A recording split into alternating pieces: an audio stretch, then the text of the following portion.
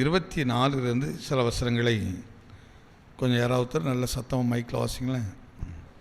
இதற்கு பின்பு சீரியாவின் ராஜாவாகிய பெனாதாத் தன் இராணுவத்தை எல்லாம் கூட்டிக் கொண்டு வந்து சமாரியாவை முற்றுகை போட்டான்.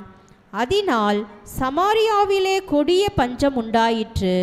ஒரு கழுதை தலை 80 வெள்ளிக்காசுக்கும் புறாக்களுக்கு போடுகிற கார்படி பயிறு 5 வெள்ளிக்காசுக்கும் விற்கப்பட்டும் அதை முற்றுகை போட்டார்கள். இஸ்ரவேலின் ராஜா அலங்கத்தின் மேல் நடந்து போகையில் ஒரு ஸ்திரீ அவனை பார்த்து கூப்பிட்டு, ராஜாவாகிய என் ஆண்டவனே ரட்சியும் என்றாள். ராஜாவாகிய என் ஆண்டவனே என்னை ரட்சியும் என்றாள். அதற்கு அவன் கர்த்தர் உன்னை ரட்சிக்காதிருந்தால், கர்த்தர் உன்னை ரட்சிக்காமல் இருந்தால் நான் எதிலிருந்து எடுத்து உன்னை ரட்சிக்கலாம்? எதிலிருந்து எடுத்து உன்னை நான் ரட்சிப்பேன், அதான் காப்பாற்றுவேன். களஞ்சியத்தில் இருந்தா ஆலயத்தில் இருந்தா என்று சொல்லி ஆலையில் இருந்தா என்று சொல்லி ராஜா பின்னையும் அவளை பார்த்து, உனக்கு என்ன வேண்டும் என்று கேட்டான். அதற்கு அவள், இந்த ஸ்திரீ என்னை நோக்கி, அந்த சொன்ன வார்த்தையை கவனித்து பாருங்க, எவ்வளவு கொடூரமான எப்படி இருக்குன்னு பாருங்க. உன் மகனை தா, உன் மகனை எனக்கு தா, அவனை இன்று தின்போம், அவனை இன்றைக்கு தின்போம், நாளைக்கு என் மகனை தின்போம் என்றாள். நாளைக்கு என்னுடைய மகனை தின்போம் என்றாள். அப்படியே என் மகனை ஆக்கி தின்றோம். அப்படியே என் மகனை ஆக்கி தின்றோம். மறுநாளில் நான் இவளை நோக்கி, இந்த காரியத்தை கொஞ்சம் கவனித்து பாருங்க, எவ்வளவு ஒரு கொடுமையான கஷ்ட காலங்களாக இருந்தால் இப்படி ஒரு காரியங்களை செய்ய முடியும். ஒரு பெத்த பிள்ளையே சமைத்து சாப்பிடுகிற மனம் எப்படி வந்துச்சுது? இந்த பஞ்ச காலம்லாம் விட்டுருங்க, பஞ்சத்தில் எல்லாருக்கும் தான் பஞ்சம் இருந்துச்சுது. ஆனால் இந்த 2 பெண்களுக்கு மட்டும் எந்த குணம் வந்துச்சுது? இந்த 2 ஸ்திரீகளுக்கு மட்டும் எப்படி இந்த கொடூரமான ஒரு புத்தி வந்துச்சுது? தான் பெற்ற பிள்ளையே சமைத்து சாப்பிட்டிருக்கிறார்கள், மறுநாள் அடுத்த பிள்ளையும் சாப்பிடுவதற்கு கேட்குறாள். நல்லா கவனித்து பாருங்க. அப்போது அந்த சமாரியில் எவ்வளவோ பிள்ளைகள் இருந்தாங்க, எவ்வளவோ ஃபேமிலி இருக்குது.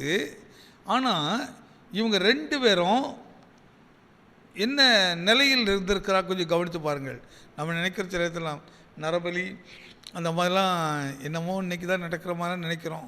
பிள்ளைகளுக்கெல்லாம் கொடுமைகள் இன்றைக்கி தான் நடக்கிற மாதிரி நினைக்கிறோம். சில தீர்க்க தரிசனம் சொல்லுவாங்க, பிள்ளைகளுக்கெல்லாம் நிறைய ஆபத்து வரும் அப்படி. இதெல்லாம் எந்த காலங்களிலேயும் அப்படி பயங்கரமான காலங்கள். ஆனால் இதையெல்லாம் தேவ ஜனங்கள் கடந்து வந்திருக்கிறார்கள். இதையெல்லாம் கடந்து வருவதற்கு தேவன் அவர்களுக்கு உதவி செய்ய. அல்லது ராஜா ஒரு வாளிக்கு ஒரு காரியத்தை கேட்பார்கள், தேவன் உன்னை ரட்சிக்காமல் நான் எப்படி உன்னை ரட்சிக்க முடியும்? நான் எதில் இருந்து ரட்சிப்பேன் உன்னை? ஆனாலும் உனக்கு பிரச்சனை என்னதான் சொல்லு, உனக்கு என்னதான் வேணும்னு கேள். அப்பொழுதுதான் அவர் சொல்லுகிறார், நேற்று தினத்தில் எங்கள் வாழ்க்கை நடந்த கஷ்டம், நேற்று எங்கள் குடும்பத்தில் நடந்த துயரமான செய்தி. என்ன செய்தி? என் மகளை கேட்டால் நான் கொடுத்தேன், சமைத்தோம், நாங்கள் சாப்பிட்டோம்.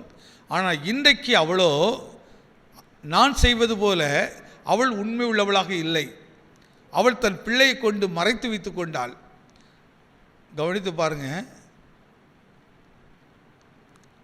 ஒரு தவறை செய்யும்போது 2 பேரும் உடன்பட்டு செய்கிறார்கள். ஆனால் மறுநாள் அது தன்னுடையதாக வரும்போது தன் பிள்ளையை இழப்பதற்கு அவளுக்கு என்ன செய்யல, மனசு வரல. இந்த கஷ்டங்கிறது ஒரு மனுஷனை எந்த அளவுக்கு கொண்டு போங்க. ஏன் கஷ்டங்கள் வருது நம்ம அடுத்து இதில் தான் கவனித்து பார்க்கணும். இப்படி கஷ்டங்களும் துன்பங்களும் வரும்போது தான் மனுஷன் தேவனை மறந்து மிருகத்தை போல செயல்பட ஆரம்பித்து விடுகிறான். இந்த இப்போ ஒரு கொலை நடக்குது, எப்போ நடக்குது? திடீர்னு நம்ம பேப்பர் பார்க்குறோம், சொந்த தம்பி சொந்த அண்ணனை வெட்டி கொண்டான், அல்ல அண்ணன் தம்பியை வெட்டி கொண்டான், அல்ல மச்சா மாமானை கொண்டான், இப்படிலாம் பார்க்குது. ஆனால் ஏன் நடக்குது? அவர்களுக்குள் ஒரு சின்ன பிரச்சனை வருது. அந்த பிரச்சனை கொஞ்சம் பெருசாக மாறுது, அது ஒரு பெரிய வேதனையாக அவங்களுக்கு மாறுது. அந்த கஷ்டமாய் மாற மாற இப்பொழுது இவர்களுடைய குணநிலைகள் எப்படி மாறுதுன்னா கொடுமை உள்ளதாக மாறுகிறது. தாம் செய்கிற தவறென்று கூட தெரியாதபடிக்கு என்ன செய்கிறது, கொடுமை உள்ளதாக மாறுகிறது. இங்கே தான் பிசாசு தன்னுடைய ஞானத்தை பயன்படுத்துகிறான், தன்னுடைய புத்தியை பயன்படுத்துகிறான். நீ எப்படி பாவியாக மாறணும், எப்படி உன் மேலே ஒரு குற்றம் சுமத்தப்பட வேண்டும் என்பதற்காக அந்த துன்பத்தையும் துயரத்தையும் நமக்கு நேராக உண்டாக்கப்படுகிறது. கர்த்தரா இயேசு கிறிஸ்துவனுடைய வழிநடத்துதலையும் அவருடைய உபதேசங்களை அறிந்திருக்கிற நமக்கு இது பிசாசின் தந்திரம் என்று நாம் விளங்கி அந்த கொடுமையான செயல்களுக்கு நாம் செயல்பட மாட்டோம். இங்கே தான் நமக்கு என்ன வருகிறதுன்னு சொன்னால், நான் எந்த சூழ்நிலைகளிலும் எப்படிப்பட்ட ஒரு சந்தர்ப்பம் வந்தாலும் ஒரு கொடுமையான எண்ணத்தை என் மனதுக்குள் வராதபடிக்கு, ஒரு கொடுமையான செயலை முதல்ல வரும்போது கொடுமையாக வராது பாருங்க, முதல்ல வர்றது சிம்பிளாக தான் வரும். நீ என்ன திட்டினா நானும் உன்னை திட்டினேன், நீ என்னை ஏமாத்திர நான் உன்னை அடித்தேன், நீ என்ன பண்ண இப்படி முதல்ல இப்படி தான் ஆரம்பிக்கும். ஆனால் ஒரு குறிப்பிட்ட காலங்கள் நேரங்கள் வர வர அது அந்த மனுஷனுக்குள்ள மிருகத்துடைய குணம், மிருகத்துடைய சாயல், மிருகத்துடைய உணர்வுகள் அப்படியே உண்டாகிறது. மிருகத்துக்கு தான் நம்ம நினைக்கிறோம் அதுக்கு பாசம்லாம் கிடையாது, ஒன்றுமே கிடையாதுன்னுட்டு. ஆனால் மனுஷனுக்கு பாசம் இருக்குதா? மனிதர்களுக்கு இருக்குதா? அவள் இருந்திருந்தால் என் பிள்ளையை கொண்டு நான் சமைத்து சாப்பிட்டு விட்டு நான் எதற்காக வாழ வேண்டும்? கொஞ்சம் யோசித்து பாருங்க. என் பிள்ளையை கொண்ட பின்பு நான் எதற்காக வாழ வேண்டும்? இன்றைக்கி நம்ம அப்படி தானே யோசிப்போம். என் பிள்ளையே இல்லையா, நான் என்னத்துக்கு இருந்து அப்படி தானே யோசிப்போம். இதான ஒரு நல்ல தாய், நல்ல தகப்பன், நல்ல அண்ணன், தம்பி, இப்படி இல்லாம்.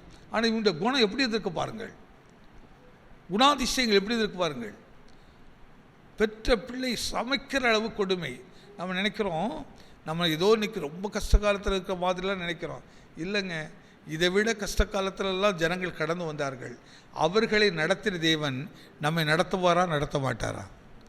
ஆனால் ஏன் நம்ம பயப்படுறோம், ஏன் சோர்ந்து போகிறோம், எதற்கு நம்ம மனதில் மகிழ்ச்சி இல்லை, எதற்கு மனசில் அவ்வளவு நமக்குள்ள வன்மங்கள்லாம் வருது, ஏன் நமக்குள்ள அப்படி ஒரு குணங்கள்லாம் வருது? அவ கர்த்தர் மேலே அல்லது அவருடைய வார்த்தையின் மேலே நாம் படிக்கிறபடியோ பேசுகிறபடியோ நம்பிக்கை வைக்கிறதே இல்லை. இந்த அதிகாரத்தை அப்படி கட்டிட்டு அடுத்து நீங்கள் 7ஆம் அதிகாரத்தில் வரும்போது 7ஆம் அதிகாரத்தில் என்ன நடக்குது கவனித்து பார்த்தீங்கன்னா, இப்பொழுது சுற்றிலும் சமாரியாவை சுற்றி மதில் போட்டாச்சுது, சுற்றிலும் மதில் போட்டாச்சுது. என்ன பண்ணுறது? பஞ்சம் இயற்கையாக வரல, செயற்கையாக பஞ்சம் வருது. உள்ளுக்க ஒரு பொருள் வர முடியாதபடி, உள்ளே இருந்து ஒன்று வெளியே போகிறபடி சுற்றிலும் என்ன சத்துருக்கள் மதில் போட்டு இருக்கிறார்கள். பஞ்சம்னா நம்ம நினைக்கிற மாதிரி இயற்கையாக வருகிறது வேறு, செயற்கையாக வருகிறது வேறு. திடீர்னு விலைவாசி ஏறும், திடீர்னு 100 ரூபாய்க்கு விற்ற பருப்பு 150 ரூபாய்க்கு விற்கும். எதுக்கு விற்குது? என்ன திடீர்னு 150 ரூபாய்க்கு விற்றது 300 ரூபாய்க்கு போகுது. எப்படி போகுது? அரிசி டக்குன்னு ஏறுது. இங்கே இந்த இடத்த கொஞ்சம் கவனித்து பாருங்கள்.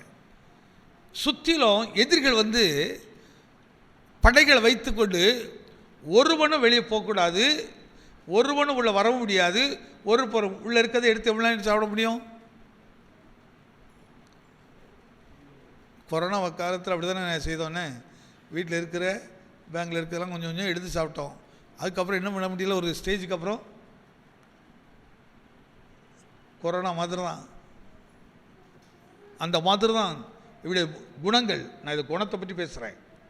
எனக்கு நம்ம கிறிஸ்தவர்களுடைய அல்லது முழு உலகத்துடைய குணங்கள் மாறணும், சுவாவங்கள் மாறணும். சுவாவத்துக்குள்ளே தான் பிசாசு இருக்கிறாங்க. ஆனால் சண்டே ஈவினில் கூட சொன்னேன், அந்த சாயல்கள், கிறிஸ்துவ சாயல், பிசாசு சாயல், அந்த குணம் தான் சாயல். கிறிஸ்துவ சாயல் வந்தால் அன்பு, கிறிஸ்துவ சாயல் வந்தால் ஐயோ நான் இதை செய்தால் மற்றவர்களை பாதிக்குவேன். நம்ம சொன்னோம், தனக்கானவைகள் அல்ல பிறனுக்கானவைகளே நோக்குவானாங்க. யாராவது மற்றவனுக்காக வாழ்றீங்களா? யாராவது இல்லையா? என்ன ரசிகரியா? எனக்காக வாழ்கிறேன்னு எத்தனை சொல்றீங்க? நாங்கள் எல்லாருமே அப்படி தானே ஃபஸ்ட் இருக்கிறோம், எனக்காக தானே. ஆனால் வேதம் அப்படி சொல்லலைங்க. தனக்கானவைகள் அல்ல, பிறனுக்கானவைகளே நோக்க. நீங்கள் அடுத்தவங்க மேலே ஒரு கரிசனை, ஒரு எண்ணம் எல்லாருடைய மனதில் வந்து பாருங்கள், இந்த தேசம் ரொம்ப அமைதலாக இருக்கும், இந்த குடும்பம் அமைதலாக இருக்கும், ஒரு மகிழ்ச்சியை கொடுக்கும். இன்றைக்கி மகிழ்ச்சி எப்படி இழந்து போனேன்? என்றைக்கு சுயம் என்கிறது வந்ததோ, நான் என்கிறது வந்ததோ, எனக்குரியது என்று வந்ததோ, அன்றைக்கே சமாதானத்தின் வல்லமை நம்ம விட்டு விளைகிறோம். அது நம்ம கஜனாவிலிருந்து எடுத்து போடப்பட்டுரும். நம்முடைய கஜனாக்குள்ள வேறு பலவிதமானது வந்துவிடும். அந்த நிமிஷத்திலிருந்து மனுஷ சுபாவங்கள் மிருகத்தை போல மாறிவிடுகிறது. யாரை அடித்து புசிக்கலாம். அப்போ இந்த பெண்களுடைய குணத்தை கொஞ்சம் பாருங்கள். அப்போ எந்த அளவுக்கு அவனுடைய மனநிலைகள் சுயநலமாக மாறிச்சது பாருங்கள். அதில் கூட இவ்வளோ தந்திரம் பாருங்கள். 2 பேரில் ஒருத்தி பார்க்குறான், முதல்ல நீ செய், உன் பிள்ளை கொடு, அதுக்கப்புறம் நாளைக்கு என் பிள்ளை கொடுக்குறேன். பாவம் அது கொஞ்சம் எப்படி சொல்கிறது, இழிச்சவாயா ஏதோ ஒரு வாய் அது இழிச்சிட்டு அவ்வளோ நம்பிக்கை. இந்த அக்கா எப்படியாவது நம்மளை ஏமாற்றவே மாட்டாங்க, அப்படி தானக்கா அப்படின்ட்டு என்ன கண்ணீர் விட்டு அழுது பிள்ளை கொடுத்தாச்சு. நம்ம இப்போ பேசுகிற சாதாரணம். ஆனால் சூழ்நிலை கொஞ்சம் கவனித்து பாருங்கள். கொஞ்சம் கூட அவன் மனுஷன் மிருக மாதிரி, மனுஷிகள் மிருக மாதிரி. அப்படி ஒரு கொடிய காலம் அன்றைக்கு மாத்திரம் இன்றைக்கு இருந்துக்கிட்டு இருக்குது. இன்றைக்கு மனுஷன் அப்படி மாறிக்கிட்டே இருக்கிறோம். இதை குறித்த ஒரு பாரம் நமக்கு வரமாட்டேங்குது. இதற்காக ஆண்டவர் ஏன் எனக்குள்ள இந்த சுவாமம் எப்படி வந்துச்சுது, எனக்குள்ள ஏன் இப்படி வருது, ஏன் இந்த குடும்பத்தில் இப்படி வருது? நீங்கள் என்னைக்காவது அப்படி அவங்களுக்காக பாரப்பட்டு நம்ம அதற்காக அதிகம் ஜோமனன்னு பார்த்துக்கிட்டு தேவைகளுக்காக ஜபிக்கிறது பெரிய விஷயம் இல்லை. தேவைக்கு விஷயங்கள் இந்த குணம் எனக்கு நினைத்து பார்க்குறேன், யோசித்து பார்க்குறேன். ஏசா ஜப குறிப்பு கொடுக்கும்போது எனக்கு டக்கு மைண்டில் இது வந்துக்கிட்டே இருக்குது. அது வரும்போது எப்படி ஒரு சுவாவங்கள் இப்படிலாம் மாறிச்சுது. அப்போ தெய்வ குணம் எங்கே போச்சுது, தேவ சாயல் எங்கே மாறிச்சுது. அப்போ முழு பலத்தோடு தனக்கு கொஞ்ச காலம் உண்டுன்னு அறிந்து, இன்றைக்கி நிறைய நியூஸில் பார்க்குறோம் பாருங்கள். நியூஸை எடுத்தாலே இந்த தரித்திரமான செய்தி தான் நிறைய கேட்க வேண்டியது இருக்குது, அதான் பார்க்க வேண்டியது இருக்குது. என்ன துணிகரமாக தப்பெல்லாம் எடுத்துக்கிட்டாங்க. பெண்கள் ரொம்ப துணிகரமாக குறை செய்கிறாங்க, தப்பெல்லாம் எடுத்துக்கிட்டாங்க. நியூஸில் பாருங்கள் எப்படி கொடுக்கும். அப்போ அன்றைக்கு பெண்கள் பாருங்கள், அதுதான் சொல்ல வரேன். அப்போ பெண்கள் எதுக்காக ரொம்ப ஜெபம்? ஆண்டவரே, எந்த சூழ்நிலையிலும் என் மனம், என்னுடைய உள்ளம் இடராக மாறிடக்கூடாது, என்னை காத்துக்கொள்ளும் ஆண்டவரே, என்னை பாதுகாத்து கொள்ளும். அதனால தான் பவுல் எழுதுகிறார் பாருங்க, வறுமையோ, அப்போ வறுமை வந்த உடனே கொடூர குணம்லாம் வருது. அப்போ வறுமையோ, தரித்திரமோ, வியாதியோ, பசியோ, பட்டினியோ எது வந்தாலும் கிறிஸ்துவின் அன்பை விட்டு என்ன செய்யாது, என்னை பிரிக்கவன் யார்? எத்தனை விசுவாசிக்கிறீங்க? ஆமே. அப்போ நம்ம எந்த இடத்துல வந்து நிற்க வேண்டிய இருக்குது? இங்கே இருக்கிற ஆள் நம்ம பார்க்க வேண்டிய எது, நம்ப வேண்டிய எது, விசுவாசிக்க வேண்டிய எது? என்ன இந்த வறுமை வந்து கிறிஸ்துவின் அன்பை விட்டு பிரிச்சிடக்கூடாது, இந்த வியாதி வந்து கிறிஸ்துவின் அன்பை விட்டு பிரிச்சிடக்கூடாது, இந்த சூழ்நிலை கிறிஸ்துவின் அன்பை விட்டு பிரிச்சிடக்கூடாது, எனக்கு குழந்தை இல்லை அதனால் கிறிஸ்துவின் அன்பை விட்டு பிரிச்சிடக்கூடாது, எனக்கு வருமானம் இல்லை கிறிஸ்துவின் அன்பை விட்டு பிரிச்சிடக்கூடாது, என் குடும்பத்தில் குழப்பம் ஆனால் கிறிஸ்துவின் அன்பை விட்டு பிரிக்கக்கூடாது. எது வந்த பவுல் சொல்றா பாருங்க, என்ன நடந்தாலும் எது நடந்தது, கிறிஸ்துவின் அன்பை விட்டு என்னை பிரிப்பவன் யார்? சேலஞ்ச் பண்றாரு.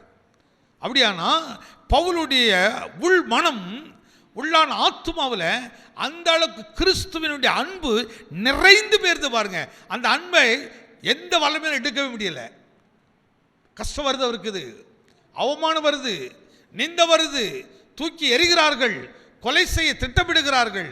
ஆனால் என்ன நடந்தாலும் நானும் என் இயேசுவும் தான், நானும் என் இயேசுடைய வார்த்தையும், என்னை அழைத்தவர் அவர், அந்த கிறிஸ்துவுக்காக என் ஜீவனை கூட கொடுப்பேனே தவிர அவரை ஒரு நாள் மறுதளிக்கவே மாட்டேன். எவ்வளோ பெரிய ஆழமான அப்போ கவனித்து பாருங்க. கஷ்டம், அதாவது வறுமை வந்துச்சுது, பசி வந்துச்சுது, இந்த பசியை தாங்கக்கூடாதபடிக்கு ஒரு கிளாஸ் தண்ணியாக கிடைக்காது. யோசித்து பாருங்க, கிடைக்கவோ கிடைக்காதா? ஒரு கிளாஸ் தண்ணி கூட இல்லைன்னா நீ மறித்து கூட போகலாம். ஆனால் நீ பெற்றெடுத்த பிள்ளையே எப்படி இவ்வளோ கொடூரமான சுவாமம் உள்ள வந்துச்சுது? அன்று மாத்திரமல்ல, இன்றைக்கும் இந்த காலத்திலும் இப்படிப்பட்ட சம்பவத்தை பார்த்துட்டு தான் இருக்கிறோம். அன்னைக்கு கத்தி எடுத்து வெட்டி சமைச்சாங்க, இன்னைக்கு வார்த்தையினாலே சமைச்சிருவோம். வார்த்தையினாலே நாவு என்னதான்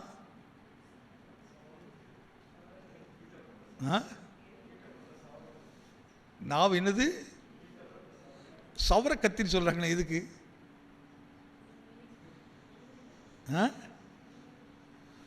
இந்த சர்ஜரி பண்ணுற டாக்டர்ஸ் வச்சுருக்க கத்தியை பார்த்துருக்கீங்களா? அதுவும் கத்தி தான். ஆனால் அவ்வளவு பிளைட் மாதிரி அப்படி இருக்கும், ஷார்ப்பாக. அப்படி லைட்டாக பட்டாலும் போயிடும் அந்த கத்தி, அப்படி இருக்கும். அந்த மாதிரி என்ன செய்கிறது, நம்ம நாவு எப்படி இருக்கும், அவ்வளோ ஷார்ப்பாக இருக்குமா. அந்த வார்த்தையில் அவ்வளோ விஷம் இருக்குமா. அப்படிப்பட்ட பேச்சு பேசுவார்களாம். இன்றைக்கி நாவால் எத்தனையோ பிள்ளைகளை கொல்லுகிறோம். எத்தனையோ பேரை நாம் கொண்டு சாப்பிட்டுக்கிட்டே இருக்கிறோம். நம்ம நினச்சிக்கிட்டோம் நம்ம வெஜிடேரியன் நினைக்கிறோம், நிறைய மாம்சம் சாப்பிட்டுக்கிட்டு இருக்கிறோம். நிறைய மாம்சத்தை சாப்பிட்டுக்கிட்டு இருக்கிறோம். அது எழுத்தின்படி. ஆனால் நம்ம ஆவியின்படி நிறைய பேர் நாவினாலே சாப்பிடுகிறோம், வார்த்தையினாலே கொல்லுகிறோம். வார்த்தையில் கொள்ளுகிறோம். இப்படி உபதேசங்களை நீங்கள் படித்து தியானிச்சிங்கன்னா எப்படி மாறுவீங்கன்னா, சில இடத்துல எருமாடு மாதிரி ஆயிடுவீங்க. எருமாடு எப்படி இருக்கும்? எருமாடு பார்த்து எப்படி? அதுக்கிட்ட இயல்பாடு பயங்கரமான குணம் உண்டு, முரட்டு குணம் உண்டு அதுக்கிட்ட, அந்த மாடுக்கிட்ட. ஆனால் அவ்வளோ முரட்டு குணம் உள்ள மாடு நீங்கள் அடிக்கிறீங்க, அப்படியே போகுது, அப்படியே மெதுவாக போகுது. எதுக்கு தெரியுமா? சரி, நம்ம எஜமான். ஆனால் அது காலத்துக்கு ஒரு அடி அடிச்சு நம்ம செத்து போயிடுவோம். கிறிஸ்தவனுக்கும் சில நேரத்தில் அப்படி பொறுமையான சுபாவங்கள் வேணும், பொறுமையாக போகணும். அதில் லாபமாக நஷ்டமாக இல்லை. கிறிஸ்து எனக்கு லாபம், கிறிஸ்து எனக்கு ஜீவன், கிறிஸ்து எனக்கு ஆதாயம். கிறிஸ்துவுக்காக கிறிஸ்துவுக்காக கிறிஸ்துவுக்காக. இந்த ரெண்டு பெண்களுடைய இந்த குணத்தை பார்த்தா ஒரு பக்கம் இப்படியும் இருப்பார்களா, ஆனால் இருப்பார்கள் என்று இன்றைக்கும் நடைமுறைகள் நிறையா இதெல்லாம் பார்க்குறோம். கேரளாவில் இடையில பார்த்தேன், ஒரு நியூஸ் பயங்கரம் ஓடிச்சது. ஒரு பெண் தன்னுடைய பிள்ளையே நினச்சிதாங்க எப்படிலாம் கொண்டிருக்காங்க பாருங்கள். கொஞ்சம் யோசித்து பாருங்கள். பெண் என்றால் இறக்கோடு தான் சொல்லுவோம், சாந்தம் என்று. நான் உங்களெல்லாம் சொல்லுங்க, சென்ட் ஜான்ஸ் ரொம்ப சாந்தம் உள்ளவங்க, ரொம்ப இறக்கம்னவங்க. ஆனால் பொதுவாக கவனித்து பாருங்கள், மனுஷர்கள் ஏன் இப்படி மாறுறாங்க? அப்போது கஷ்டம் ஒரு பெரிய விஷயம் கிடையாது, சாப்பாடு இல்லைங்கிறது ஒரு பெரிய விஷயம் கிடையாது, எதிரிகள் நம்ம சூழ்ந்துக்கு ஒரு பெரிய விஷயமே கிடையாது. ஆனால் அத்தனை பேர் அதனால தான் அந்த ராஜா ஒரு வார்த்தை சொல்ல பாருங்க, என்னை ரட்சின்னு கத்திரியம்மா, தேவன் உன்னை ரட்சிக்காமல் நான் எப்படி உன்னை ரட்சிக்க முடியும்? என்னால் முடியாது, தேவன் தான் ரட்சிக்கணும். அது என்ன சொல்ல வர்றாருன்னா, நீ தேவனை நோக்கி கூப்பிடு, தேவனுடைய முகத்தை தேடு. ஆனால் நீ அதை செய்கிறது இல்லை. இன்னைக்கு தேவனை நோக்கி காத்திருக்கணுங்க. அந்த கஷ்டம் வந்த உடனே இது என்ன முடிவை காட்டுதுன்னு சொன்னால், சுய முடிவு. சுயத்தில் யோசிக்கிறாங்க. என்னமோ அந்த சுயம் கூட சரியாக இருக்கா இருக்க முடிவு. பிள்ளை இறந்ததுக்கப்புறம் நீ வாழ்ந்து என்ன பண்ண போகிற? உன் பிள்ளை நீ கொன்னுட்டு, இயற்கையாக மறிய வேற. ஆனால் நீ உன் பிள்ளையை கொன்னுட்டு நீ அதுக்கப்புறம் வாழ்ந்து என்ன உனக்கு பிரயோஜனம் இருக்கும்? காலமெல்லாம் உன்னை பார்க்குறோம், என்ன பேசுவாங்க? பிள்ளையே கொண்டு தின்னவாப்பா, பிணம் தின்னிப்பான், புணம் தின்னி, அப்படி தான் சொல்லுவாங்க. மனுஷனை சாப்பிட்டவா, மனுஷி சாப்பிட்டவ, அப்படி வாழ்க்கையில் நீ செத்துட்டு தான் இருக்கணும். அதுக்கப்புறம் உனக்கு ஒரு நிம்மதி இருக்கிறது இல்லையே, உனக்கு ஒரு நாள் சமாதானம் இருக்கிறது இல்லையே. அப்போ பிசாசு தந்திரம் எப்படி இருக்கு பாருங்க. அதனால தான் ரொம்ப ஜாக்கிரதையாக இருக்கணும் பாருங்க. பிசாசின் ஆலோசனைகள், அதனுடைய தந்திரங்கள் எப்படி வரும், எது வந்தாலும் இது வசனத்தின் அடிப்படையில். இப்போ நானே வந்து ஒரு ஆலோசனை கொடுத்தேன்னா, சொல்கிறது தேவ வசனத்தின்படி இருந்தால் தான் நீங்கள் எடுக்கணும். அதெல்லாம் பாஸ்டர் சொல்லிட்டான்னு கணவெலாம் கேட்கணும் அவசியம் கிடையாது. எல்லா ஊழியக்காரும் மனுஷன்தான், எல்லா ஊழியக்காரரும் கரெக்டாக தான் சொல்லுவாங்க அப்படிங்கிறது ஏற்றுக்கொள்ள முடியாது, போய் தான் சொல்லணும். அந்த மதில் போட்டு உட்காந்துக்கிட்டு இருக்கிறான். இவனுக்கு எப்படி எப்படியாவது இவன் தேவனை தூஷித்துருவான், தேவன் வந்து காப்பாற்றுவாரோ, தேவன் இதை செய்வாரோ என்று இருக்கிறான். அந்த வசனம் கொஞ்சம் 7ஆம் அதிகாரத்தை படிச்சு பாருங்க. அப்பொழுது ராஜாவுக்கு கைலாக கொடுக்கிற பிரதானி ஒருவன் தேவனுடைய மனுஷனுக்கு பிரதியுத்தரமாக, இதோ கர்த்தர் வானத்திலே மதகுகளை உண்டாக்கினாலும் இப்படி நடக்குமா என்றான். அதற்கு அவன், உன்னுடைய கண்களினாலே அதை காண்பாய், ஆனாலும் அதிலே சாப்பிட மாட்டாய் என்றான். நெருக்கம், கஷ்டம் ரொம்ப வந்துச்சுது. பட்டணம் முழுவதும் பஞ்சம், ராஜ்யத்தில் நடுங்குது. இப்படி சூழ்நிலையில் தேவ மனுஷன் போய் சொல்கிறாரு, எப்பா நாளைக்கு என்ன நடக்க போய் பாரு, இந்த பட்டணத்தை ஒலிம வாசலில் ஒரு சேக்கல், ஒரு சேக்கலுக்கு 2 அந்த மரக்கம் வார்கோதுமை விற்கப்படும் சொல்லியாச்சுது. உடனே பக்கத்தில் இருக்கிற இந்த ராஜாவினுடைய கைத்தடி ஆள் என்ன சொல்கிறான்னா, அவன் பரியாசம் பண்ணுறான். எப்படி பரியாசம் பண்ணுறான்னா, ஓ இதெல்லாம் நடக்கிற காரியமா, கடவுள் வானத்தை திறந்து கொட்டினா கூட என்ன செய்ய முடியாது, இதெல்லாம் நடக்கவே நடக்காது அப்படிங்கிறான். ஆனால் உடனே தேவ மனுஷன் வாய்ந்து ஒரு வார்த்தை புறப்பட்டு பாருங்க, உனக்கு நான் ஒரு ஆசீர்வாதத்தை கொடுக்குறேன் பாரு, நீ நான் சொன்னதை பார்ப்பாய், நான் சொன்ன காரியத்தை பார்ப்பா, ஆனால் அதில் ஒன்றை எடுத்து கூட நீ சாப்பிட மாட்டா. ஒரே வார்த்தை சொல்லி முடிச்சிட்டாரு. மறுநாள் அதே போல் நடக்குது. அதுக்குள்ளே கர்த்தர் பாருங்க, இரவில் 2 குஷ்டரோகி, இந்த சம்பளம் அப்படி கொஞ்சம் படித்து அப்படியே கவனித்து பாருங்களேன். 2 பேருக்கு யார் குஷ்டரோகி. இவன் ஒரு வார்த்தை சொல்கிறா பாருங்க, நம்ம இங்கேருந்து சாகதை விட, பட்டினியால் சாகதை விட நம்ம என்ன செய்யலாம், எதிரி கூடாரத்துக்குள்ளே சீரியாருடைய கூடாரத்தை போயிடலாம். ஒருவேளை கொண்டு போட்டாலும் பரவாயில்ல, பட்டினியாக சாப்பிட்றோம் அல்லவா அடித்து கொல்ல போகிறான், எதுனா எப்படின்னா மரம் வரப்போகுது. அதையும் தாண்டி ஒருவேளை அவன் நமக்கு என்ன கொடுக்கலாம், போஜனத்தை கொடுக்க, சாப்பிடலாம். ஒருவேளை அப்படி கிடைக்கல. 3 ஆப்ஷன் முன்னாடி இருக்குது அவனுக்கு.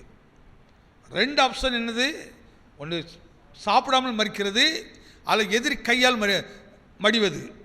இந்த 2ம் பிரகாசமாக இருக்கிறது. அதையும் தாண்டி 3வது வழி இருக்கிறதை இந்த குஷ்டரோகிகள் மனதில் உண்டாகிற எண்ணம். அந்த கவனித்து பார்க்க விட அவனுடைய நினைவுகளை, அந்த குணத்தை கவனித்து பாருங்க. அப்போ எப்போ அந்த துணிச்சல் வருதுன்னா, அப்போ 3வது வழி இருக்குது, அங்கே ஒரு பாதை எனக்கு இருக்குது. அவர் நிச்சயமாக ஒருவேளை இப்போ போகிறது எதிரின் பாளையம், எதிரியுடைய கூடாரத்துக்கு போகிறாங்க. எதிரிடத்திலிருந்து பச்சிக்கிறது தான் வறுமை தவிர பச்சை வருவதற்கு வாய்ப்பு இல்லை. ஆனால் இவன் அதை தாண்டி நினைக்கிறான், ஒருவேளை அங்கே இருந்து எனக்கு பச்சை வரலான்ட்டு. அந்த எண்ணம் வந்த உடனே தான் இதெல்லாம் ரொம்ப நம்ம கவனிக்க வேண்டிய பிரிச்சுவல் அனுபவத்தை பாருங்கள். இந்த 2 சுபாவம் பயத்தை உண்டாக்குற சுபாவம், இந்த 2ம் எதிராக நிற்கிற சுபாவம். மறிப்போம் மறிப்போம் மறிப்போம், இப்படி மறிக்கலாம் இப்படி மறிக்கலாம். ஆனால் 3வது ஒரு எண்ணம் வருது பாருங்கள், எப்படி வேணாலும் மரம் வரப்போகிறது, அதை தாண்டி ஏன் இதை நாம் செய்யக்கூடாது என்ன எண்ணம் வந்தவனு தான் துணிச்சலாக புறப்பட்டு போகிறார்கள். துணிச்சலாக புறப்பட்டு போகிறார்கள். 2 பேரும் உள்ளே போகும்போது பயந்து பயந்து போகிறார்கள். அங்கே போன பின்பு அவர் கண்ட காட்சி, கூடாரங்கள் எல்லாம் திறந்து கிடக்கிறது, குதிரைகள் கழுதைகள் கட்டப்பட்டிருக்கிறது, எல்லாம் அப்படியே கிடக்க, ஒரு மனுஷனும் காணும். உடனே பசியில் பட்டினி அள்ளி அள்ளி சாப்பிட்றாங்க. சில இடத்துல இந்த தண்ணி பஞ்சம் வந்துச்சுன்னா தண்ணி பிடிக்கிற இடத்துல இதை நீங்கள் பார்க்கலாம்.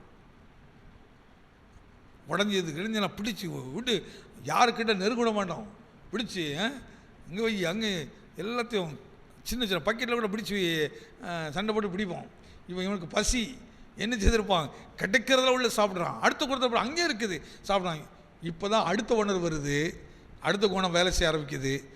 நாம் செய்வது நியாயம் அல்ல, நாம் செய்வது அநியாயம்.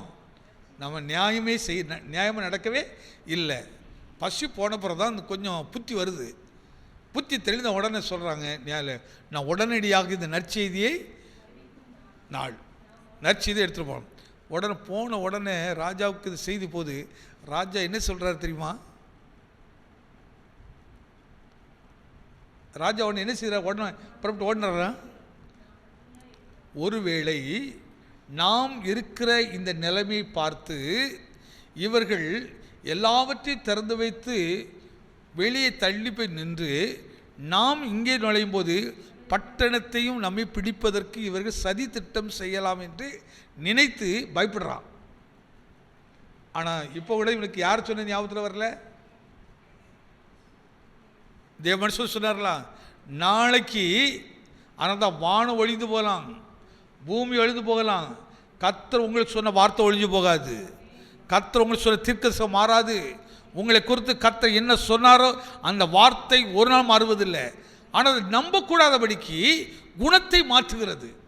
இப்போ ராஜா கூட என்ன செய்ய, இப்போ கூட தேவ மனுஷன் சொன்னது காதில் வரல. எதுதான் வருது? சூழ்நிலைகள். அதனால் நான் இப்போ சொல்கிற ஒரு விஷயம், சூழ்நிலை பார்த்து எந்த முடிவு எடுக்காதீங்க, சூழ்நிலை பார்த்து எது பேசாதீங்க. சூழ்நிலை ஒரு மேக மாதிரி தானே. திடீர்னுட்டு வீட்டுக்குள்ள ஒரு பூகை மாதிரி நடக்கும், எல்லார் வீட்லையும் நடக்கும். வெளியேருந்து நம்ம வருவோம், வந்தோடனே அவங்க எதாவது கேட்பாங்க, உடனே நம்ம கோபம் ஒரு வார்த்தை பேசுகிறோம், கோபம் ஒரு வித வாசம். உடனே அவங்க என்ன சொல்லுவாங்க, ஆமாம் இப்படி தான் எரிஞ்சு சொல்கிறீங்க அப்படி ஏதோ சொல்கிறாங்கன்னு வச்சுக்கோங்களேன். உடனே நம்ம ஒன்று பேசுவோம், இப்படி நடக்கும். இது எவ்வளோ நேரம் இருக்கும்? எவ்வளோ நேரம் இருக்கும் டீச்சர்? அவர் வந்து உட்காந்து கொஞ்சம் தண்ணி குடிக்கிற வரை இருக்கும். அதனால தான் அந்த நாட்களில் வீட்டுக்காரர் வர்றாருனானே அம்மா மாதிரி என்ன வச்சுக்கிட்டு இருப்பாங்க, என்ன டென்ஷனாக வந்தாலும் என்ன சூடாக வந்தாலும் அழகாக கொஞ்சம் கற்பட்டியும் தண்ணியும் கொண்டு அவர் முதல்ல குடிச்சிருங்க. முதல்ல இதாக பெண்கள், இதான் குடும்பத்தை கட்டுகிறவர்கள், இதான் குடும்பத்தை உருவாக்குகிறவர்கள். அப்படி கொண்டு கொடுப்பாங்க. அவர் அப்படி வாங்கி அதை குடித்த உடனே கோபமாக வந்த மனுஷன் கூட, இன்றைக்காவது ஃபேன் வசதியாக இருக்கா, இன்றைக்கி ஒன்றும் இருக்காது, ஏதோ ஒரு கட்டிலையோ திண்ணையிலையோ உட்காந்துக்கிட்டு ஒன்று செய்து அந்த டென்ஷனை மறந்து ஒரு இனிமையான சூழ்நிலை உண்டாகிறோம். கொஞ்ச நேரத்தில் அந்த சூழ்நிலை மாறும், மேக மாதிரி. அதனால தான் இதுக்கு முக்கியத்துவமே கொடுக்கக்கூடாது. எது ஒரு கோபம் ஒரு சந்தர்ப்ப சூழ்நிலை நடக்குது பாருங்கள், அதுக்கு ரொம்ப இம்பார்ட்டன்ட் கொடுத்து நீங்கள் பேசிட்டீங்கன்னா உங்கள் குடும்பத்தை நீங்களே உடைச்சிருவீங்க, உங்கள் வாழ்க்கையை நீங்களே அழிச்சிருவீங்க. அதுக்கு ஒரு முக்கியத்துவம் கொடுக்காது. மேகத்தை நீங்கள் என்னையா ஒரே இடத்துல பார்த்துருக்கீங்களா? என்ன டீச்சர், மேகம் ஒரு காற்று வரும்போது அப்படியே போயிடும், அப்படி டென்ஷனை வரும், கோபம் வரும், எரிச்சலை வரும். அப்படியே ஆண்டவர் சில்னஸ் காற்று அப்படியே கொடுத்துட்ற போதும் கொஞ்ச நேரத்தில் என்ன ஆயிரும், அந்த சூடெல்லாம் போய் அந்த இடம் அழகா தெண்டலாக மாறுகிறோம், இனிமையாய் மாறுகிறோம். இதை புரிந்து கொள்வதற்கு தான் தேவன் நமக்கு குணங்களை கொடுத்திருக்கிறார், நல்ல சுவாவங்களை கொடுத்திருக்கிறார். அப்போ இந்த பட்டணம் எப்படிப்பட்ட நிர்பந்தமான சூழ்நிலை இருக்கும்போது பாருங்கள், உடனே ராஜா அதை நம்பலை. உடனே என்ன சொன்னார் அப்படிலாம் கவனிக்கிறான். உன்னை ஆட்கள் கொஞ்சம் அடுத்து போய் கவனித்து பார்க்குறாரு. பார்க்கும்போது அங்கே சம்பவம் நடக்குது. எல்லா எதிரிகளும் குதிரைகள்லையும் அதுலேயும் ஓடுகிறத, தங்களுடைய வஸ்திரத்தில் விட்டுட்டு ஓடுறதை பார்க்குறாங்க. இதாங்க ரொம்ப ஹைலைட்டான முக்கியமான விஷயம் என்ன சொன்னால், தேவனுடைய வல்லமை எப்படிப்பட்டது கொஞ்சம் பாருங்கள். இப்போ இந்த இடத்துல எதிரிகளோடு யுத்தம் பண்ணது யாருங்க யுத்தம் பண்ணா? உங்கள் அடியாட்களா, உங்கள் ஆயுதங்களா? எது யுத்தம் பண்ணிச்சுது? கர்த்தர். ஏன் நம்ம கர்த்தரை நம்பணுங்கிறத சொல்ல வரேன். கர்த்தர் மேலே ஏன் நம்பிக்கையாக இருக்கணும்? அங்கே பாருங்கள், எதிரிகளோட யுத்தம் பண்ணுவதற்கு இவங்ககிட்ட பட்டினியும் பசியானுக்கு பலன் இருந்திருக்கும். பிள்ளையை அடித்து சாப்பிட்ட கும்பல் அவ்வளவு தரித்திரத்தில் இருக்குது, அவ்வளோ பட்டினியில் இருக்குது. அப்படிப்பட்ட சூழ்நிலையில் இருக்கிற இந்த கும்பலை பார்த்து அந்த கும்பல் பயந்து ஓடுதுன்னா கர்த்தர் எவ்வளோ பெரியவர் பாருங்கள். ஆனால் கர்த்தர் யுத்தம் பண்ணுறதுக்கு பட்டயமும் தேவையில்லை, எதுவும் தேவையில்லை, புத்தியும் தேவையில்லை, விசுவாசம் ஒன்று இருந்தாலே போதும். அதனால தான் அவன் விசுவாசத்தை கர்த்தர் கவனிக்கிறாரு. நடக்கும்னு எத்தனை நம்புறீங்க? நிச்சயமாக நடக்குங்க. கர்த்தர் சூழ்நிலை மாற்றுவார். எப்படிப்பட்ட சூழ்நிலை மாற்றுவார்? அது எவ்வளோ பெரிய புயலாக இருக்கட்டும், எவ்வளோ பெரிய ஆக்ரோஷமான என்ன போராட்டமாக இருக்கட்டும், என் தேவ சமுத்திரம் உண்மையாக நின்று பாரு. ஆண்டவரே, நான் பசியோ பட்டினியோ எதுவாக இருந்தாலும் சரி, எவ்வளோ அவமானம் தான், நான் உண்மையே நம்பி இருக்கிறேன், உன்னுடைய முகத்தையே தேடிக்கிட்டு இருப்பையா, உம்முடைய முகத்தையே தேடி இருப்பேன். தேடி பாருங்க, கர்த்தர் நமக்காக அவர் அழகான ஒரு யுத்தத்தை பண்ணுவார். ஒரு சொட்டு ரத்தம் சிந்தாது, ஒரு சேதம் வராது. அவங்க எப்படி சொல்லிட்டு ஓடுறாங்கன்னு சொன்னால், ஒரு பெரிய இரைச்சலை பார்க்குறாங்க. கர்த்தருடைய வல்லமை கொஞ்சம் பாருங்க. அங்கே ஒரு நபர் கூட வரல, ஒரு நபர் கூட வரல. ஆனால் 1000 ரதங்கள் வருவதைப் போல, 1000 குதிரைகள் வருவதைப் போல, 1000 யுத்த வீரர்கள் வருவதைப் போல தேவன் ஒரு சூழ்நிலை அப்படியே உண்டாக்குறாரு. இதாங்க தேவனுடைய கிரேட். நான் அவ்வளோ வல்லமையுள்ள தேவனை பார்க்குறேங்க. நீங்கள் புராணத்தில் படிக்கிற தேவன் அல்ல, இவர் ஜீவனுள்ள தேவன், உண்மையுள்ள தேவன், சாட்சியாக இருக்கிறார்கள், அற்புதமான அடையாளமாக இருக்கிறார்கள். அந்த தேவன் பாருங்க, அப்படி ஒரு சூழல் உண்டாக்குறாரு. எல்லா எதிரிகளும் எல்லாத்தையும் கையிலிருந்த போட்டுட்டு ஓடுகிறான். உன் துன்பப்படுத்துகிறவர்கள், உன்னை சுற்றி மதில் போட்டவர்களை கர்த்தர் இவ்விதமாக துரத்துவார். எத்தனை நம்புகிறீங்க? தேவன் அதை செய்வாருங்க. நீ அமைதலாக இருந்து அப்படி பாதத்திலே அமர்ந்துரு. ஆண்டவரை நீ ரட்சிப்பை தாரும். ஆனால் தான் கேட்குறா பாருங்க, அவருடைய மேலே அப்படியே உலாவிட்டு இருக்கிறாரு. அவன் குழப்பம், என்ன செய்யறது தெரியல. அந்த நேரத்தில் 2 ஸ்திரீ கேட்கிறார்கள், ராஜாவை எங்களை ரட்சியும். அவர் கேட்கிறாரு, தேவன் ரட்சிக்காம நான் எப்படிமா அவனை ரட்சிக்க முடியும்? இன்னைக்கு நீ மனுஷன்கிட்ட போய் ரட்சிப்பு கேட்காத, மனுஷன்கிட்ட போய் எனக்கு நீதி செய்யணும் கேட்காத.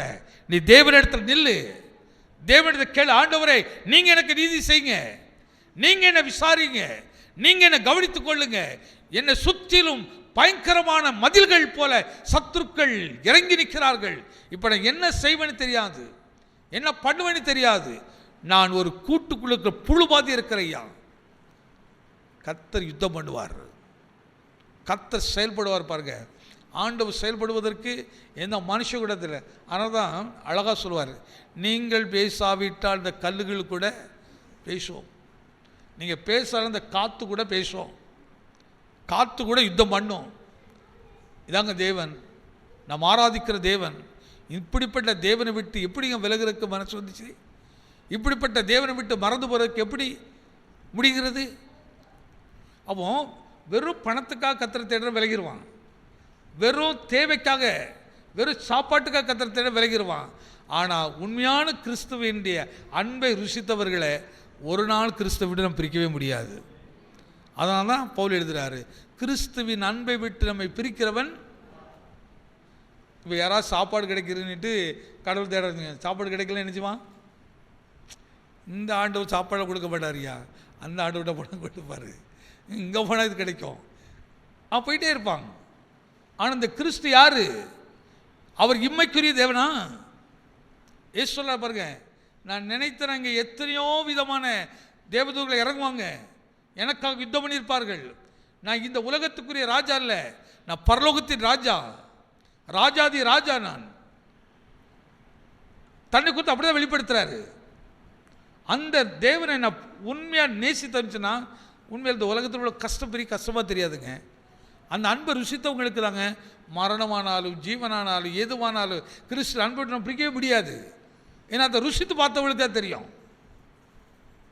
இப்போ ஒரு நல்ல கணவன் மனைவி இருக்காங்கன்னு வச்சுக்கிடுங்க, நல்ல கணவன் மனைவி, இவங்க உண்மையிலே ஒருவரை ஒரு நேசித்து வாழ்ந்துக்கிட்டு இருக்காங்கன்னு வச்சுருங்க, அவங்கள எந்த சூழ்நிலை பிரிக்க முடியுமா? எதாவது பிரிக்க முடியும்னு நினைக்கிறீங்க? பிரிக்கவே முடியாது. அப்போது உண்மை இல்லாத இடத்துல தான் அவள் உண்மையாக நேசிக்கலை, ஏதோ உன்னை எதிர்பார்த்து பழகிறவங்க ஈஸியாக. நல்ல சிநேகிதர்கள்லாம் பாருங்கள், ஏதாவது எதிர்பார்த்து பழகிறவன் கிடைக்கலன்னு உனக்கு எதிரியாக மாறிடுவான். இந்த ஊழியர்கள் கூட கவனிச்சு பாருங்கள், உங்களை வச்சு லாபம் இருந்தால் உங்களை நேசிப்பாங்க, லாபம் இல்லைன்னா.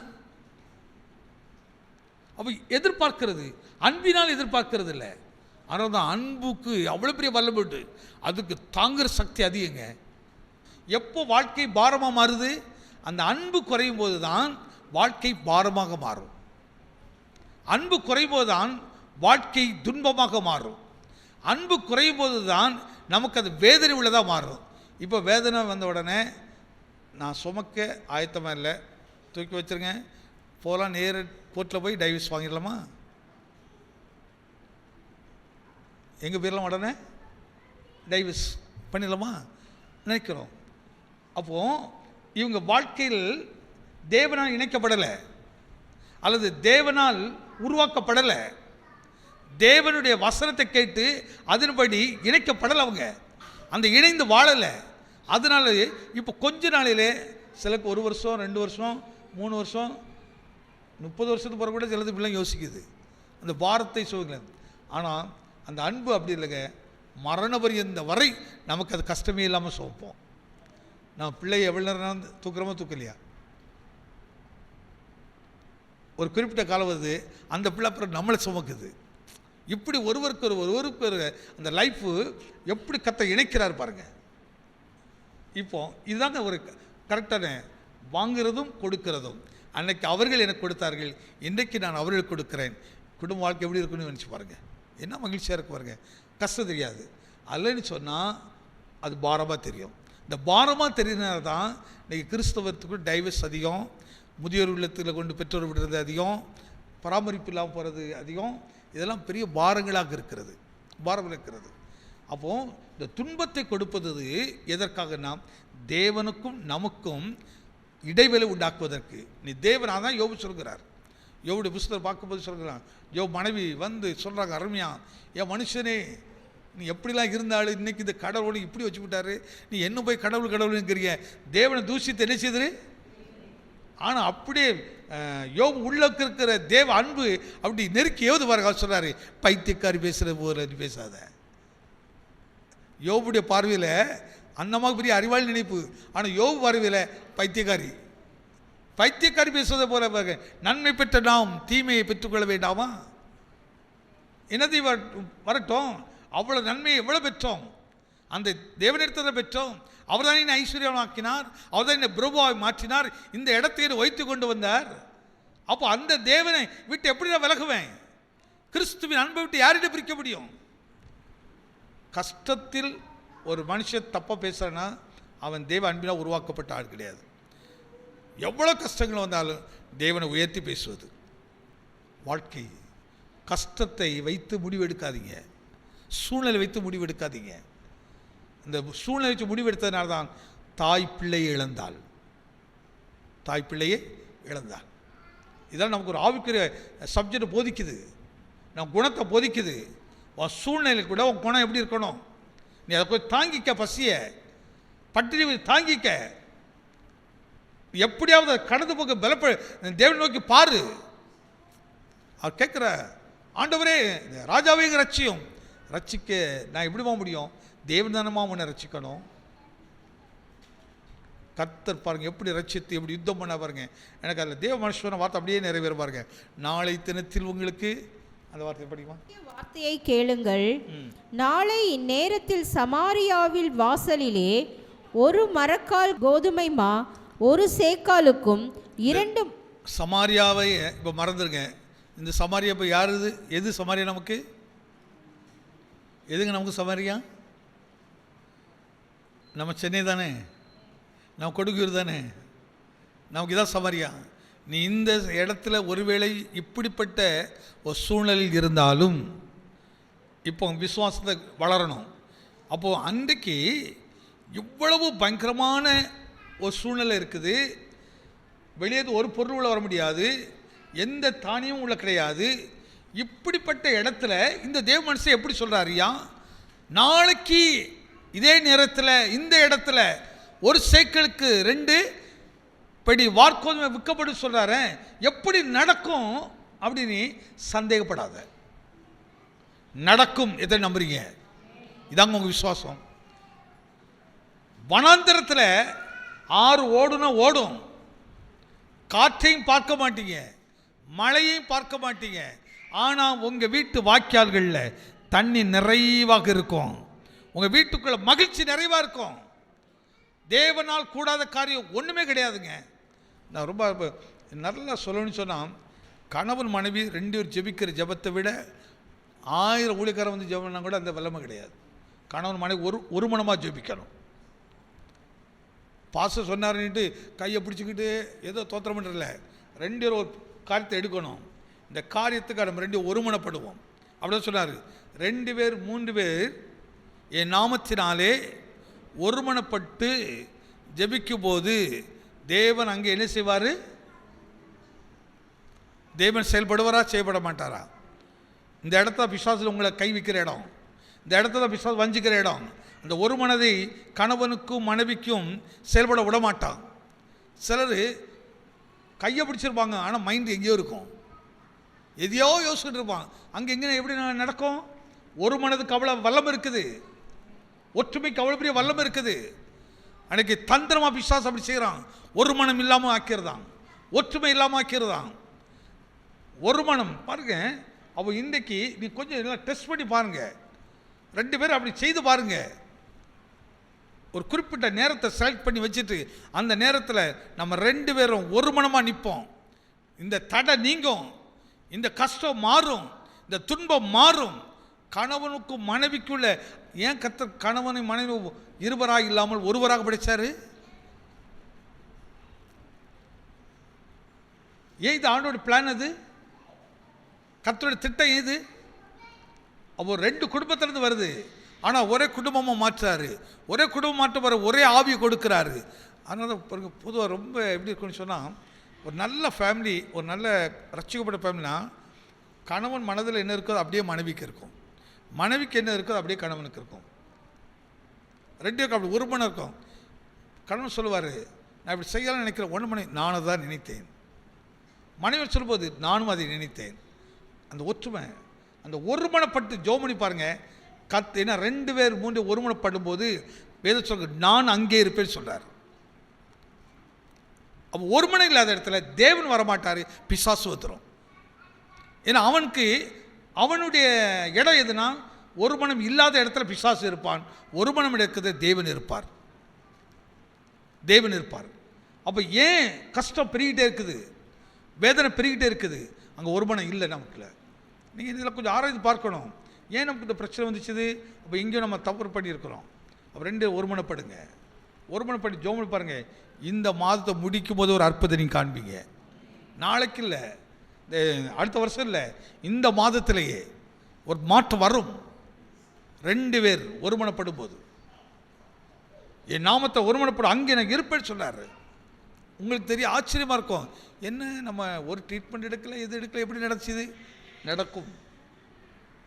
தேவன் அல்லவா அங்கே இருக்கிறாரு, அவர் இல்லாதவர்கள் இருக்கிற போல் அழைக்கிறவர் அல்லவா. தேவனால் கூட காரியம் ஒன்று இல்லையே. தேவன் ஒரு இடத்துக்குள்ள சமாதானம் கொடுக்க நினைத்து ரொம்ப நேரம் ஆகாதுங்க. நம்ம அவருடைய கருத்தில் ஒப்பு கொடுக்கணும், அவருடைய வேலையை செய்வதற்கு இடம் கொடுக்கணும். ஆனால் பிசாசு அந்த இடத்துல தான் நம்மளை அழகாக டைவர்ட் பண்ணி, நீ பெரிய ஆள், நான் பெரிய ஆள், உனக்கு நான் குறைஞ்சாலும் எனக்கு நீ குறைஞ்சாலும் சுயத்தை கொண்டு வந்துடுவான். அதனால் உன் சுய புத்தியின் மீது சாயாதே, சுய புத்தி மேலே சாயாதே. தேவனால் கூடாத காரியம் ஒன்றுமே இல்லை பாருங்கள். அப்படி சொன்ன மாதிரியே மறுநாள் வருகிறது. எனக்கு அதில் இந்த வார்த்தை ரொம்ப நல்லாயிருக்கும். நீ பாப்பா, ஆனால் நீ நினைச்ச மாட்டா, அதில் ஒரு அப்போ கூட ஒரு நாக்கில் பட போகிறது இல்லை. அவிசுவாசிக்கு தேவன் கொடுக்குற காரியம் என்ன தெரியுமா? அவிசுவாசி நீ பார்க்க தான் முடியும், ஆனால் அனுபவிக்க முடியாது. விசுவாசி பார்ப்பான், அதை அனுபவிப்பான், கர்த்தரை மகிமைப்படுத்துவான். ஆனால் தான் விசுவாசிக்கிறவனுக்கு எல்லாம் கூடும். விசுவாசம் வரதுக்கு தான் இதெல்லாம் எழுதியிருக்குது. இந்த சம்பவம்லாம் இந்த பழையற்பாடு நமக்குள்ளே விசுவாசத்தை அதிகமாக பெருக்குவதற்கு அங்கே எடுத்து சொல்கிறா பாருங்க. அப்பொழுது எலிசா, கர்த்தருடைய வார்த்தையை கேளுங்கள், நாளைக்கு இந்நேரத்தில் சமாரியாவின் வாசலிலே 1 மரக்கால் கோதுமை மா 1 சேக்கலுக்கும் 2 மரக்கால் கோதுமை 1 சேக்கலுக்கும் விற்கப்படும் என்று கர்த்தர் சொல்லுகிறார் என்றான். அப்பொழுது ராஜாவுக்கு கைலாகு கொடுக்கிற பிரதானி ஒருவன் தேவனுடைய மனுஷனுக்கு பிரதியுத்தரமாக, இதோ கர்த்தர் வானத்தின் மதகுகளை உண்டாக்கினாலும் இப்படி நடக்குமா என்றான். அதற்கு அவன், உன்னுடைய கண்களினாலே அதை காண்பாய், கண்களினாலே நீ காண்பாய், ஆனாலும் அதிலே சாப்பிட மாட்டாய் என்றான். எவ்வளவு பெரிய ஆசீர்வாதம் பார்த்தீங்களா? ஆனால் நீ அதை சாப்பிடவே இன்றைக்கி நிறைய பேர் இப்படி தான் ஆசீர்வாதத்தை இழந்துக்கிட்டு இருக்கிறோம். கர்த்தருடைய வார்த்தையை சந்தேகப்பட்டு சந்தேகமே படாதீங்க. தேவனுடைய வார்த்தை வல்லமுள்ளது, தேவன் சொன்னதை செய்து முடிப்பார் அப்படி சொல்லி அடுத்து கடைசியாக எப்படி முடிக்கிறார் பாருங்க. வாசிக்கலாம் 15 அவர்கள் யோர்தான் மட்டும் அவர்களை பின்தொடர்ந்து போனார்கள். சீரியர் தீவிரித்து ஓடுகையில் அவர்கள் எரிந்து போட்ட வஸ்திரங்களாலும் தட்டுமுட்டுகளாலும் வழியெல்லாம் நிறைந்திருந்தது. அனுப்பப்பட்டவர்கள் திரும்பி வந்து ராஜாவுக்கு அதை அறிவித்தார்கள். அப்பொழுது ஜனங்கள் புறப்பட்டு சீரியரின் பாளையத்தை கொள்ளையிட்டார்கள். கர்த்தருடைய வார்த்தையின்படியே ஒரு மரக்கால் கோதுமை மாவு ஒரு சேக்கலுக்கும் 2 மரக்கால் வார்கோதுமை ஒரு சேக்கலுக்கும் விற்கப்பட்டது. ராஜா தனக்கு கைலாக கொடுக்கிற அந்த பிரதானியை ஒலிவமுக வாசலில் விசாரிப்பாய் இருக்க கட்டளையிட்டிருந்தான். ஒலிவமுக வாசலிலே ஜனங்கள் அவனை நெருங்கி மிதித்ததினாலே ராஜா தேவனுடைய மனுஷனிடத்தில் வந்தபோது சொல்லியிருந்தபடியே அவன் செத்து போனான். சொன்னபடியே அவிசுவாசம் ஒன்றை விட்டு எடுத்துடணும். அவிசுவாசத்தை தூக்கி எரிஞ்சிடணும். இந்த கொல்றதுன்னு சொன்னால் நீங்கள் அக்கா கொன்றாதீங்க, உங்கள் மனதில் இருந்து எடுத்து போட்டுருங்க. அதை அவிசுவாசமான எண்ணத்தெல்லாம் கர்த்தர் சொன்னாலும் செய்வார். ஆமே, ஆண்டவரே கண்ணு பார்க்கறது இல்லை, அதை நானே அனுபவிப்பேன். அடுத்த சொல்கிறா பாருங்க. 2 மரக்கால் வார்கோதுமை ஒரு சேக்கலுக்கும் 1 மரக்கால் கோதுமை மா ஒரு சேக்கலுக்கும் நாளை இந்நேரத்திலே சமாரியாவின் ஒலிவமுக வாசலிலே விற்கும் என்று தேவனுடைய மனுஷன் ராஜாவோடே சொன்னதின்படியே நடந்தது. தேவனுடைய மனுஷன் சொன்னபடியே நடந்தது. எத்தனை பெரிய இந்த வசனத்தின்படியே நம் வாழ்க்கை நடக்கும், இந்த வார்த்தையின்படியே நடக்கும். நெகட்டிவ் அவிசுவாசம் கொஞ்சம் கூட இடம் கொடுக்காதீங்க. உங்கள் குடும்ப வாழ்க்கை நன்றாக இருப்பதற்கு ஒரு மனம் ரொம்ப அவசியம். தேவனுடைய வார்த்தை கீழ்ப்படிதல் ரொம்ப அவசியம், ரொம்ப அவசியமான ஒரு விஷயம். இன்றைக்கி தெளிவற்ற குணங்கள், தெளிவற்ற செயல்கள், அர்த்தமற்ற கூடுகைகள். இன்னைக்கு கர்த்தர் எதற்காக ஒவ்வொன்றே உருவாக்கியிருக்காரு? சபையெல்லாம் எதுக்காக கர்த்தர் வைத்திருக்கிறாரு? எனக்கெல்லாம் ஆண்டு கர்த்தர் சபை குறித்து சொல்லும் போதெல்லாம், சபையில் நீ இந்த பணத்துக்கான செய்யக்கூடாது, பணத்தை அந்த ஊழியத்தை அழைக்கும் போதே அந்த கொடுத்து, அதனால தான் அந்த ஆசையெல்லாம் வந்ததே இல்லை. இன்னை வரை அந்த பணம் சம்பாதிக்கணும் அப்படிங்கிற ஆசையெல்லாம் வராமல் போனதுக்கு காரணமே ஆண்டு அழைக்கும் போதே தெளிவுபடுத்தி அழைச்சார். இது ஏன் ஊழியம், என்னுடைய ஊழியத்துக்குள்ளே பண ஆசை இருக்கக்கூடாது. கர்த்தருடைய ஊழியத்துக்குள்ளே நீங்கள் ஒன்றுமே ஒருத்தரோட உங்களுக்கு கவனிக்கலைன்னா கூட கர்த்தர் உங்களுக்கு கவனிப்பாருங்க. நீங்கள் நம்புறீங்களா நம்பலையா? நடந்துதான் நடக்கலையா? தேவன் சொன்னபடி உங்கள் நடந்தா நடக்கலையா? உங்கள் வாழ்க்கையில் நடக்குமா நடக்காதா? நடக்கும்னு எத்தனை நம்புறீங்க? நிச்சயமாக அற்புதத்தையும் அடையாளத்தையும் நம்ம வாழ்க்கை பார்க்க முடியும். அது துவண்டு போய் எல்லாத்தையும் இழந்து போய் சத்ருவனால நீ எல்லாத்தையும் இழந்து போயிருக்கலாம். இப்போ இங்கே கர்த்தர் இதை சோதிக்கலை. யார் சோதிச்சா? சமாரியாவை யார் சோதிச்சது? சத்துருக்கள், சீரிய தேசம், அந்த இராணுவம் இவங்களுக்கு இவ்வளோ கஷ்டத்தை கொடுத்துச்சுது. ஆனால் எவ்வளோ நாள் கொடுக்க முடிஞ்சது? கொஞ்ச நாள் தான். அந்த சீரியன் அந்த எதிர்கிட்ட இருக்கிறதை பிடுங்கி கர்த்தர் அவருடைய ஜனத்துக்கே திரும்ப கொடுத்துட்டார். எதை நம்புறீங்க? அப்போ பட்சிக்கப்பட்டதை திரும்ப கொடுக்க முடியாதா? நீ இழந்த திரும்ப வருமா வராதா? உண்மையாக கர்த்தர் உனக்கு இழந்தல கொடுப்பார். நீ கர்த்தர் மேலே மட்டும் நம்பிக்காரு. கர்த்தருடைய வார்த்தை அப்படி நம்பு. தேவ மனுஷன் சொன்னதை அற்பமாக நினைக்காத. அடுத்து கடைசி வசனம் என்ன சொல்றா பாருங்க. அதற்கு அந்த பிரதானி தேவனுடைய மனுஷனுக்கு பிரதியுத்தரமாக, இதோ கர்த்தர் வானத்திலே மதகுகளை உண்டாக்கினாலும் இந்த வார்த்தையின்படி நடக்குமா என்று சொல்ல, இவன், இதோ உன்னுடைய கண்களினாலே அதை காண்பாய், ஆனாலும் அதிலே சாப்பிட மாட்டாய் என்றானே. அந்த பிரகாரமாகத்தானே அவனுக்கு நடந்தது. ஒலிவமுக வாசலிலே ஜனங்கள் அவனை நெருங்கி, அவன் என்ன சொன்னானோ இங்கதான் உங்க வாய் கரெக்டா இருக்கணுங்கிறது. உன் வாய் சரியில்லைன்னா, உன் வாயில் என்னென்ன சொன்னியோ அப்படி தான் நடக்கும். இப்போ கர்த்தர் அவனை சபிச்சாரு, அவனே தன்னைத்தானே சபிச்சிட்டான். இதெல்லாம் எப்படி நடக்கும்? அப்போ நடக்கும், ஆனால் உனக்கு நடக்காது. எல்லாருக்கும் நடக்கும், ஆனால் அவிசுவாசிக்கு அது நடக்காது. அப்போ விசுவாசம் உள்ளவனாகி இன்றைக்கி நான் நம்புவோமானால் இதில் எழுதியிருந்த ஒவ்வொரு தெய்வ வல்லமையும் நம்முடைய வாழ்க்கையில் பெரிய மிராக்கலாக மாறும், அற்புதங்களாக மாறும். கர்த்தர் நம்மை ஆசீர்வதிப்பாராக. ஆமென்.